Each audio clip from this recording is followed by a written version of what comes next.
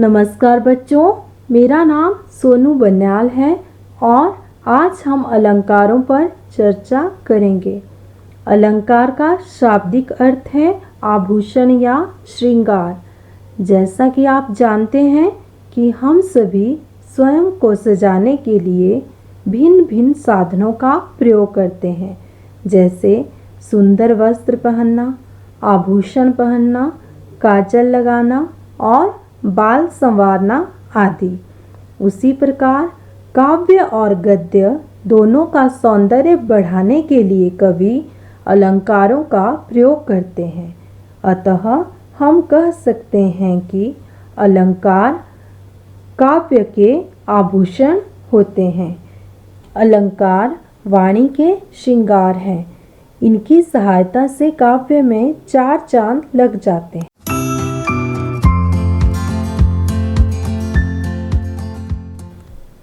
अलंकार के मुख्यतः दो भेद होते हैं, शब्दालंकार और अर्थालंकार।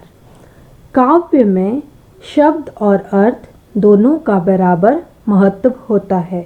अतः कहीं शब्द प्रयोग के कारण काव्य में सौंदर्य उत्पन्न होता है, तो कहीं अर्थ चमत्कार के कारण। जहाँ शब्द के कारण चमत्कार उत्पन्न होता है, वहाँ शब्दालंकार होते हैं। जैसे काली घटा का घमंड घटा, अर्थात काली घटा का घमंड कम हुआ। इसके विपरीत जहाँ अर्थ के कारण काव्य में चमत्कार उत्पन्न होता है, वहाँ अर्थालंकार होता है। जैसे सिंधु सा विस्तृत और अथाह। जैसा कि हमने अभी अलंकार के दो भेद शब्दालंकार और अर्थालंकार के बारे में पढ़ा। अब शब्दालंकार के तीन भेद होते हैं। इसका पहला भेद है अनुप्रास अलंकार, दूसरा यमक अलंकार और तीसरा भेद है श्लेष अलंकार। सबसे पहले हम अनुप्रास अलंकार के बारे में जानेंगे। इसमें एक ही वर्ण की आवृत्ति होती है, अर्थात एक ही वर्ण बार बार आता है। जैसे चारू चंद्र की चंचल किरणें खेल रही हैं जल थल में। यहाँ च वर्ण की आवृत्ति हुई है, इसलिए शब्दालंकार का दूसरा भेद है यमक अलंकार। इसमें एक शब्द एक से अधिक बार आता है, दोनों जगह अर्थ अलग होते हैं। जैसे माला फेरत जुग भया, फिरा न मन का फेर, कर का मन का डारी दे, मन का फेर। इस काव्य पंक्ति में मन का शब्द के दो अर्थ हैं। एक जगह मन का अर्थ है मन का और दूसरी जगह अर्थ है मोती। शब्दालंकार का तीसरा भेद है श्लेष अलंकार। श्लेष का अर्थ है चिपकना, अर्थात जहाँ पर एक ही शब्द में एक से अधिक अर्थ चिपके होते हैं, वहाँ श्लेष अलंकार होता है। जैसे मंगन को देखी पट देत बार बार। यहाँ पट शब्द के दो अर्थ हैं। एक अर्थ है द्वार और दूसरा अर्थ है।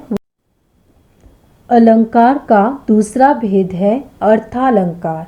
अर्थालंकार 6 प्रकार के होते हैं। इसका पहला भेद है उपमा अलंकार, जहाँ किसी व्यक्ति या वस्तु की तुलना या समानता किसी अन्य व्यक्ति या वस्तु के साथ किसी गुण या धर्म के आधार पर की जाए, वहाँ उपमा अलंकार होता है।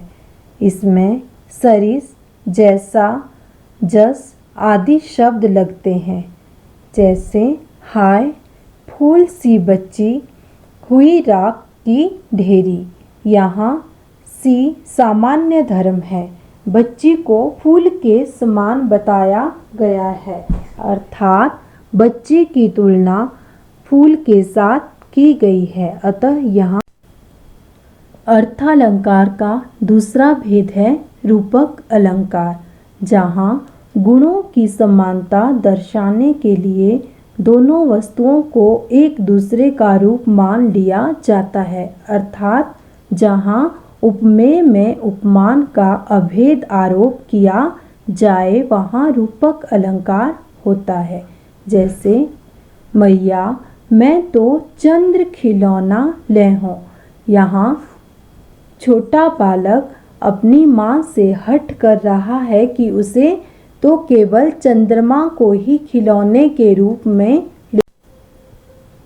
अर्थालंकार का तीसरा भेद है उत्प्रेक्षा अलंकार।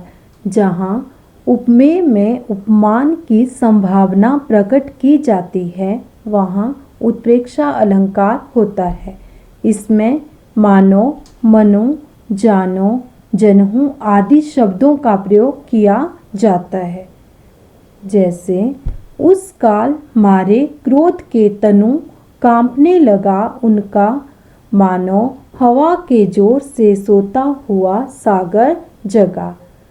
इस पंक्ति का अर्थ है कि उस समय क्रोध के मारे उनका शरीर ऐसे कांपने लगा मानो हवा के जोर के कारण समुद्र में बड़ी बड़ी लहरें उठने लगी।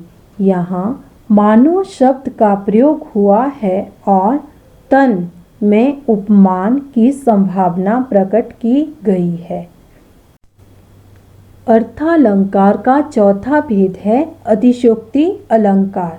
जहाँ किसी व्यक्ति या वस्तु का वर्णन बहुत बढ़ा चढ़ा कर किया जाता है वहाँ अतिशयोक्ति अलंकार होता है।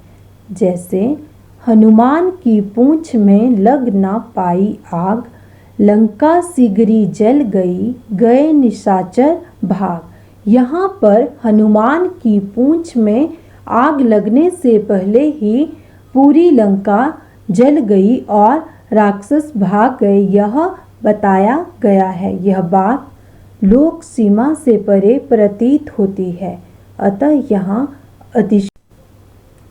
अर्थालंकार का पांचवा भेद है मानवीकरण अलंकार। जहाँ जड़ पर चेतन का आरोप हो तथा जड़ प्रकृति पर मानवीय भावनाओं तथा क्रियाओं का आरोप हो, अर्थात जहाँ जड़ वस्तुओं को सामान्य मनुष्यों की तरह व्यवहार करते हुए बताया जाए वहाँ मानवीकरण अलंकार होता है। जैसे लो यह लतिका भी भर लाई, मधु मुकुल नवल रस गागरी।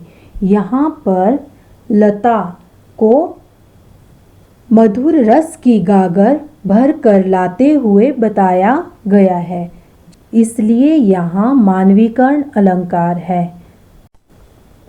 अर्थालंकार का छठा भेद है अन्योक्ति अलंकार। जहाँ किसी उक्ति के माध्यम से किसी अन्य को कोई बात कही जाए वहाँ अन्योक्ति अलंकार होता है। कथन कहीं, निशाना कहीं। उदाहरण, फूलों के आसपास रहते हैं फिर भी कांटे उदास रहते हैं। इसमें फूल सुख सुविधा या प्रेमिका का प्रतीक हैं, कांटे दुखी प्राणियों के प्रतीक हैं। अतः यहाँ सुख से घिरे दुखी प्राणियों को संबोधित।